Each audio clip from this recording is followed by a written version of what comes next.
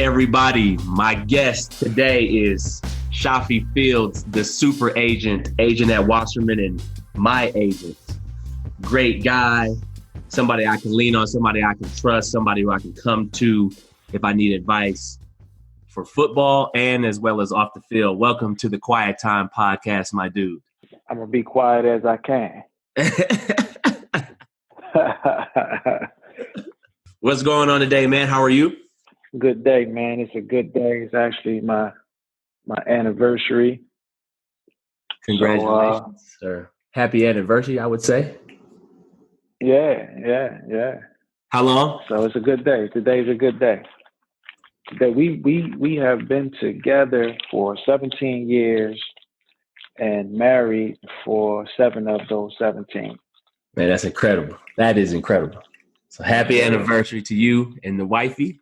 So I've known you since about 2012. So I've known you for about 8 years.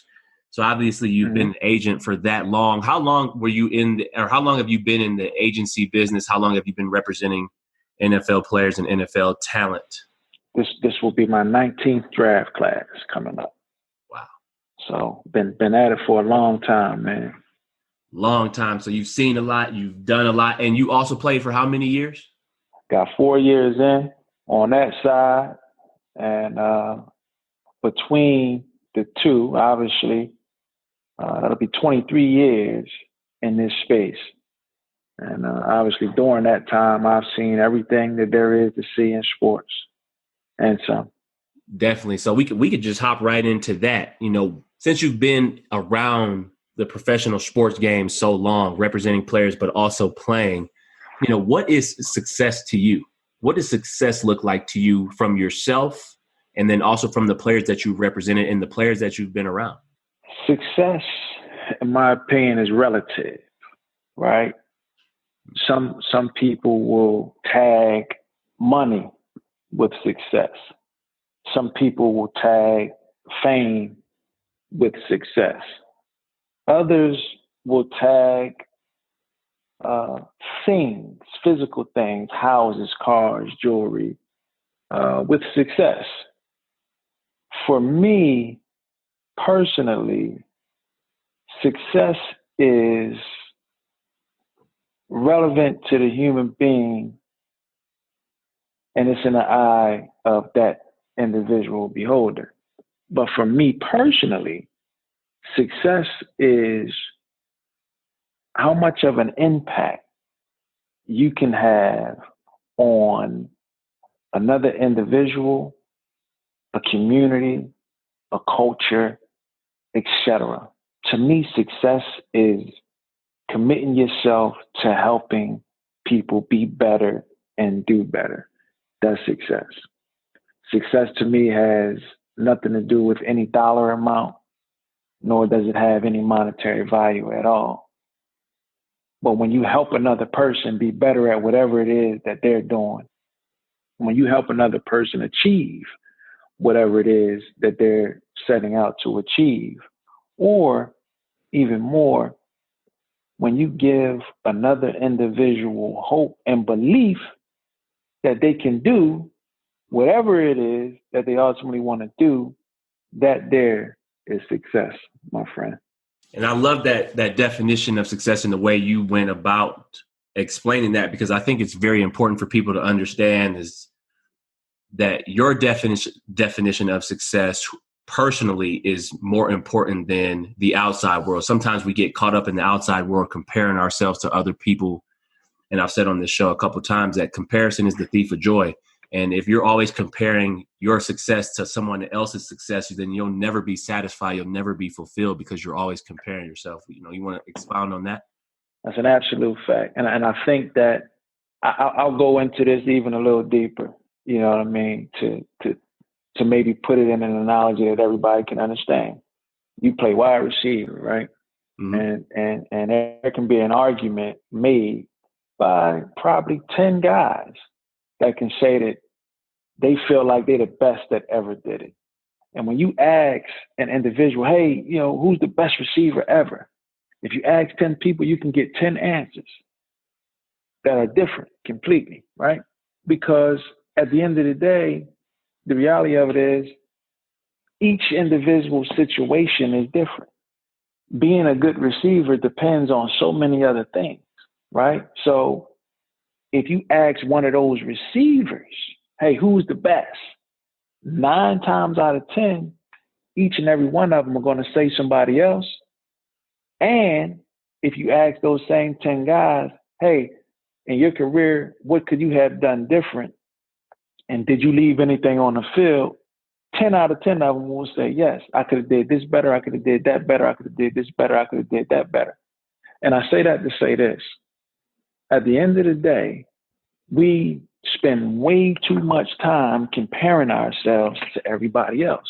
When the reality of it is, you're good at what you're good at. He's good at what he's good at. And we can all be great. And it doesn't have to look the same. It doesn't have to look identical. Greatness is not defined by being twins, right? It doesn't have to look the same. Right.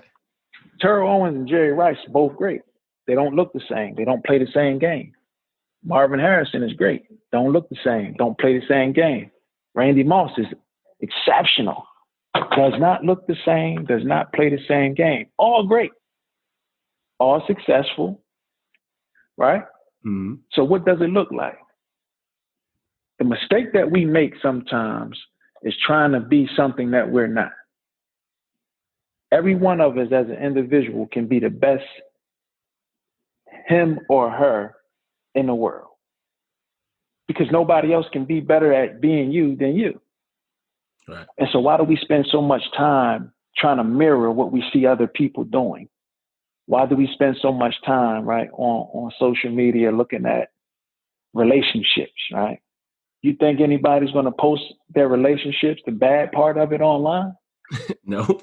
And so why are we drawing our comparisons and what it's supposed to look like by the highlights of other individuals, right? Right.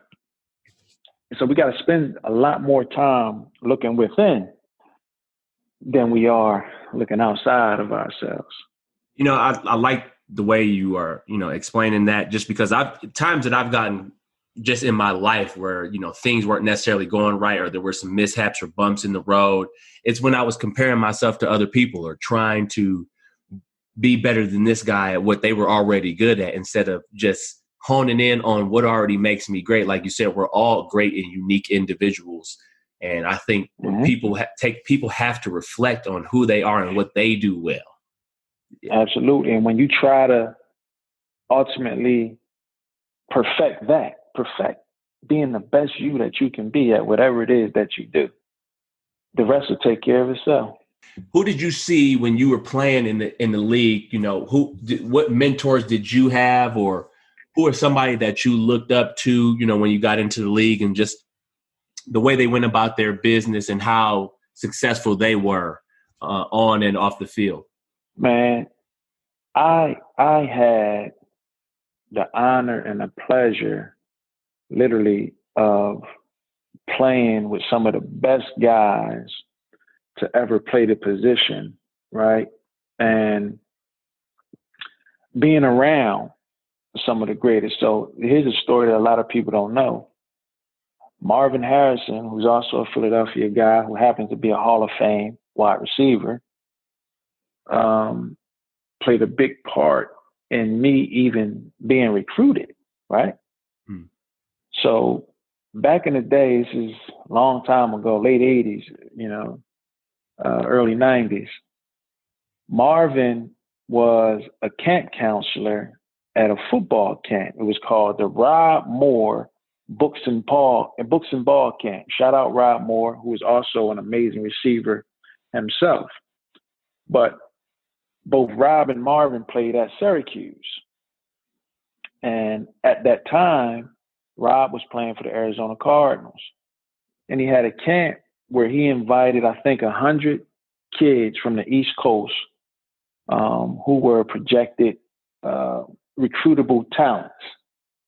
And Marvin, because he was a camp counselor, wanted to make sure that it was somebody from Philadelphia represented at the camp. It happened to be me. Now, prior to going to this camp, I didn't have one scholarship offer for football, not one. I had 4 scholarship offers for basketball, not 1 for football. When I left this camp, that next week, I got like 30 offers,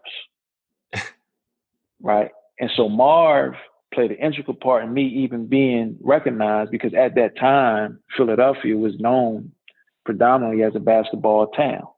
Everybody played basketball. In fact, Marvin Harrison, and I don't think he would argue this, at least at the high school level, was a much better basketball player than he was a football player. A lot of people don't know that. Allen Iverson was like pretty much a mirror image of what Marvin Harrison was on the court. Same thing, super quick, super fast, incredible athlete. Nobody could stand in front of him. Nobody believed that he was going to go play football, but he did, and ended up in the Hall of Fame. Mm. And so he was always a guy that I looked up to and who guided me.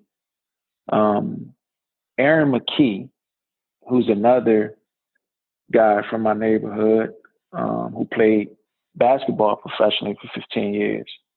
He was a guy that really took. I said he played with Philly, didn't he? That's right. Yeah. That's right. Played with Philly, played with the Lakers, was drafted by Portland, but played at Temple for college. He came through Philadelphia, Gratz, Temple, and came back to the Sixers, and is now the head coach at Temple, actually, for basketball. Mm. But he's a guy who really took me under his wing as a young kid and really mentored me and really guided me as to what I needed to do, but more importantly, what I needed to not do and who I needed to stay away from and why. And he was kind of the blueprint for me. And in fact, that's what I call him to this day, Blue. Because he to this day is a confidant of mine and still somewhat of a mentor to me right now and today. And I appreciate and got a lot of love for him for everything that he's done for me over the years. But in football, once I got into the locker room, I had the honor to play with Jerry Rice, Terrell Owens, Kevin Williams, Rod Smith, who is the ultimate pro. But the guy that kind of really took me under his wing would be T.O. and Jerry. And they serve different purposes for me. Both very valuable, though. Jerry was probably the hardest working guy that I had ever seen and ever been around. But Jerry was so competitive to the point that he was only going to give you but so much, right? Because when he had zero interest in anybody, I guess overcoming what he was able to accomplish, right? So he was going to drop gems on you here and there, but he wasn't going to completely just give you all of what he had. Whereas T.O. was the opposite. I think T.O. wanted to see me be great, probably more than anybody else that I ever played with, man. And I'm extremely appreciative to what he brought to the table for me to this day. T.O. is one of the best people that I've been around. And selfless, one of the most selfless men that I've ever been around, man. And so if I were to say it was 2 guys or any guys, I would say T.O.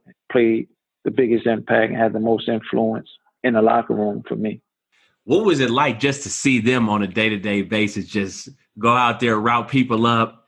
I mean, T.O. is a specimen, obviously. Jerry Rice, one of the best receivers of all time. I mean, both of them best receivers in the top 10, 5, whatever you want to say of all time. What was it like to just see them on a day-to-day basis? Well, and that's the thing. And so for me, this gives you perspective, right? When you see these guys every day, right, compete at the highest level, it automatically makes you pick your game up.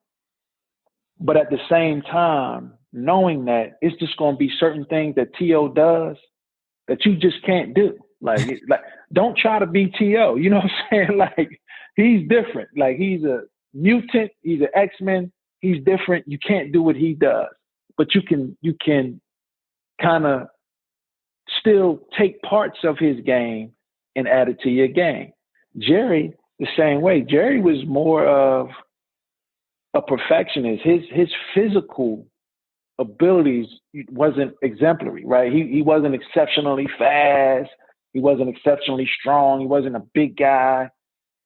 He just wanted it more than you, period. And he was willing to do whatever it took to win. If he needed to watch 48 hours of film, he will. If you need to watch 100 hours of film, he will. He was willing to do whatever it took to be the best, period. And that was the difference between them. Here's a twist. Neither one of them had the best hands on the team. That title will go to J.J. Stokes, who, again, physically, athletically, wasn't fast. He was big. J.J. was 6'6", but he wasn't fast. Wasn't really going to leave you running routes. There wasn't a whole lot of fancy to his game. It was a lot of straight lines. But if you put the ball anywhere in the vicinity, it's a catch. It's a catch. And I don't think anybody would argue that. Kevin Williams probably had the most juice out of all of us as far as having the ability to make you miss in space. But everybody brought something different to the table. And what I try to do is kind of emulate them all and take something from every one of them. You know what I mean? I tried to I would ask JJ all the time, like, man, what is it that makes you so good locating and catching a ball? Like, why are you so exceptional at just catching a ball? And something JJ told me way long time ago, he said, man, I really can't tell you is this or is that, but the one thing I can tell you is that you catch the ball with your eyes and not with your hands. He said, for me, I think baseball and having the ability to locate the ball and see the ball is what gives me the ability to catch the ball. And he's snatching the ball out of the air, always away from his body, just different exceptionally with his hands. And so, again, everybody is different, but you can take something from each and every one of those guys and make it your own and add that to your God-given abilities. And that's what I try to do.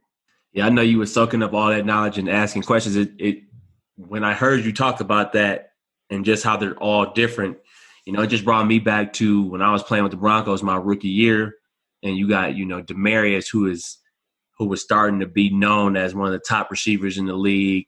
Then you got Emmanuel coming in free agency, somebody who I hadn't heard about at that time, but I was like just blown away by his quickness, the way he, gets in and out of cuts. And then you have a veteran like Wes Welker, and then you got Julius Thomas and Jacob Tamia at tight end.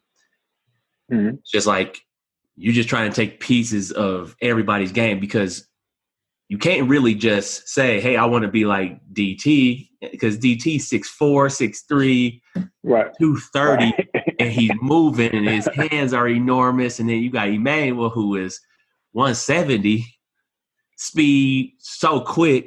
So you just got to take pieces. And then Wes Welker, our receiver coach, the first thing he said when they brought us in as rookies is like, hey, whatever Wes does, all rookies do not pay attention. I do not coach this. He's the only person I will allow to run routes the way he is running them right now. And all I could do was laugh, because you can't really coach up the things that he's doing. Right, because it's instinct what he does. Yeah. And I'll give you an example of that, right? But before I do that, I want to go on a record as saying Emmanuel Sanders, in my personal opinion, may be the most underrated receiver in the league right now. That the guy is exceptional, man. He's a hell of a ball player, and I don't think that he's really ever got his props and his just due. So I'm gonna put that out there first and foremost. Shout out to E. I love his game.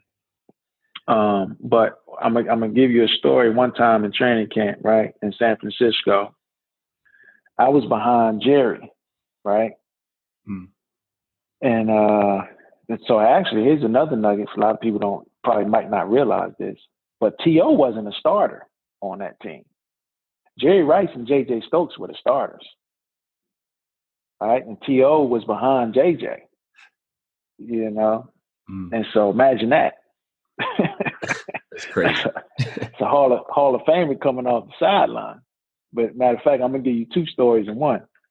So Jerry Rice runs a route. I'm behind Jerry. I'm going to run the route the way Jerry ran a route. Like, I just seen him do it. That's what he did. I'm running the route like he did. I get cussed out. Now, granted, I did the same thing he did next rep. I was wide open. They didn't throw me the ball. They're watching film. Coach say, man, what the hell was you thinking about? What was you doing?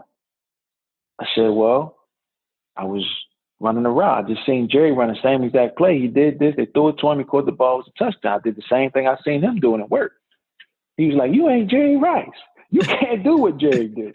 Jerry can do that. You can't do that. You run a route like it's drawn. Yo, I was wide open. Like, you know what I'm saying? I don't understand. What did I do wrong? And in that same breath, in that same token, something happened another day, right? And we're watching the film, and Ty Streets, who was another receiver in the room, he asked Coach, he said, Coach, he was trying to be funny. He said, Coach, I seen Jerry run a route, but he did it like this. How should we run this route, right? And Coach stopped. He turned the lights on, got up. He said, listen, I'm 6'4", 300 pounds. Do it look like I ever ran a route? Right, so everybody in the meeting room started cracking up. He said, y'all got the best receiver ever to play this game in this room with you. Why are you asking me how to run a damn route? Ask him, right? So everybody dying laughing. But I say that just to say this. Part of what made him such a good coach is that he knew and understood that it was another guy in the room, probably two guys in the room, JJ. JJ was a wealth of knowledge, and K-Dub, actually. But he realized that his job wasn't necessarily to make us better receivers. His job was to make sure that we understood and knew what the hell we were supposed to do when we got between the lines. Right. But as far as being a better receiver, you learn that from the other guys in the room. And this takes me to something else. Actually, I was having a conversation with another guy today about a trainer. We was talking about this guy. He's a trainer. He's a specialist, quote unquote, at what he does. But he played like D3 ball somewhere. You know, he wasn't great, whatever the case may be. But, you know, he proclaims to be the best teacher at what he does. And for me, I just feel like if you can't do it, right? If you can't show me how to do it and show me that it works, right? How can you be the best teacher at it? And I always kind of compare everything to boxing, right? If you're a fighter and the guy in your corner has never been in a ring, never took a punch, never dodged a punch, never threw a punch in a competitive fight, when you come to the corner and you ask him for tutelage, how can he give it to you? Right. And so I think that a lot of times, man, when you get to a certain level for you, right, like for you, it's I'd be willing to guarantee that if a young receiver, high school, college, spent a week with you, learning the intricacies of the game, how to run routes, why you flatten out on this right route versus take an angle on this route, what speed you want to go and when you run in this route, why you want to change your speeds when you run a certain route. If they spend a week with you and they spend a week with probably half of the receiver coaches in the NFL, I'd be willing to bet that they'll learn much more from you than they would from those coaches. Definitely, just because of the experience and the wealth of knowledge that I've gained from actually playing with, like you said, like learning from those receivers and actually watching them do it. It just hits more, it hits home more when DT pulls me aside and, you know, hey, inside release on this dig, even though you're breaking in, give them a move outside and then come flat. It's going to help you come flatter. You're like, wow. And then you see him do it on film, and then it just sticks even more. But, I mean, obviously you've played with a Hall of Fame quarterback or Hall of Fame quarterbacks as well. the wealth of knowledge that I got from Peyton, just in the 2 years playing for him, I probably gained 5-10 years of knowledge just on how to approach a game, how to look at it, how to solve problems as a player, but then how to solve problems as a man, just as they come up, or being ready. Like you and I talked about the other day, when we're just looking, when you look at life situations and life scenarios, the way I plan for things now, I try to minimize the problems that can actually occur and arise. Mm-hmm. It's just incredible, the type of people that you can meet in the NFL. Let's dive into a little bit of a leadership piece and understand leadership as well. Who are the best leaders? Well, what characteristics do you think first are important as a leader, and then the best leaders that you've played with, and why? Let me just go with one characteristic that I think is necessary for any leader, and that's humility, right?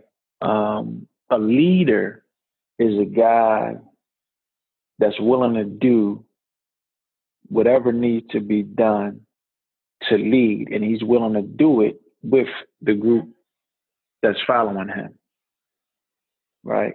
Sometimes people can confuse a leader and a boss. It's not the same. And I think any boss should also embody being a leader, because you'll get more out of whomever is working with or for you. And so humility, in my opinion, is the best quality of any leader, because a good leader is also a good listener. You can't just lead with an iron fist and just, no, this way, this is the only way, just do it. A good leader is going to listen. A good leader is going to have compassion. A good leader is going to be a guy that's willing to get out there and go to war with you, if in fact that's the case. He's not going to stand on the sideline and bark orders. He's going to get active with you. And so, to me, the biggest part of being a leader is not isolating yourself from the group, because it's more important for you to be seen and known as the leader, right? And so, to me, I've been around some good ones, man.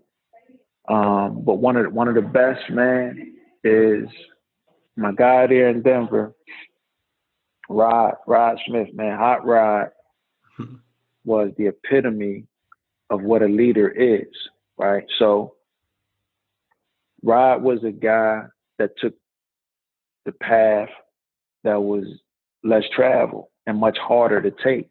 But Rod has zero quit in him, man. And Rod is a guy who ultimately led by example and didn't talk a lot. But because of that, when he did, you listened, because you knew whatever he was getting ready to give you was going to be valuable, right? Mm-hmm. And Rod will pull you aside in practice, never to embarrass you, never to belittle you, never to make you feel bad. And it was always a whisper when he giving it to you. Yo, man, when you do this, do it this way, because it is this and this. When we in the weight room, man, do this, be here at this time, because it is this and this. When we watching film, watch this much film. You can't just watch this much. You got to watch this much. And it's because it is this and this. And it was always, he made you feel like it was just you that he was talking to. But I know for a fact he was doing it with everybody. But he wasn't trying to get a pat on the back for it, right? He wasn't trying to get kudos for it. He was literally just trying to help everybody. And he was leading by example. Whenever he was out on the field, he was giving everything. When he get in that locker room, he might sit in his locker for 3 hours. Can't move, body killing him. But on the field, you would never know, because he was going to be first at the drills. He was going to do everything the right way, man.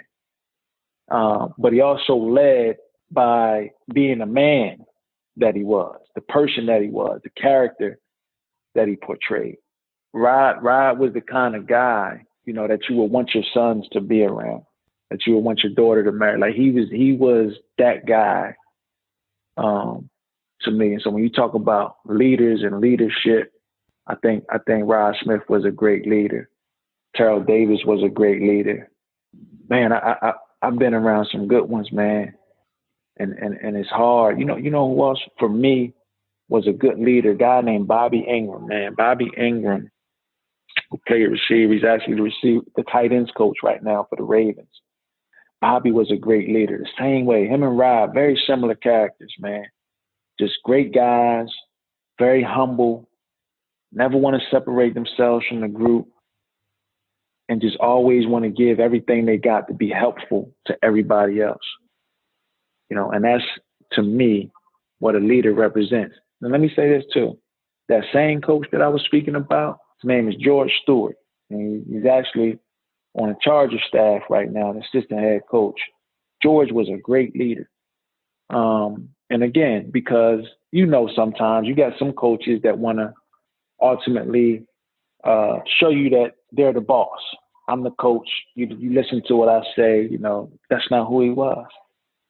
He wanted to give you everything that he can give you to make you better as an individual and as a man. And he was a great, great leader, man. He got the most out of all of his guys. Shout out to Big George. Yeah, shout out to him.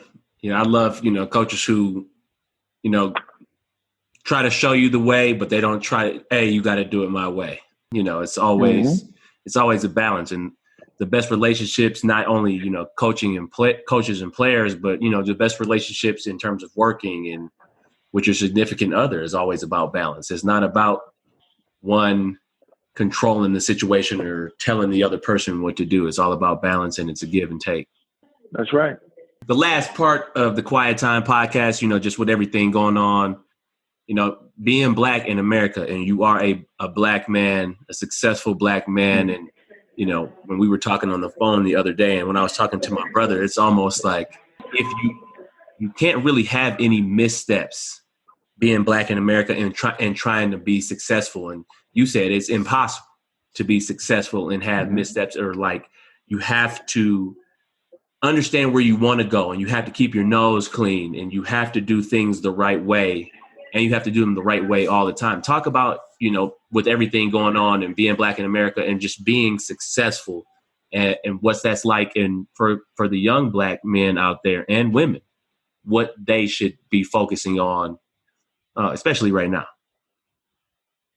Oh yeah. So for me, I know and understand that there are systematic hurdles in place there to stop you from being successful, stop you from being at the top of any industry, right?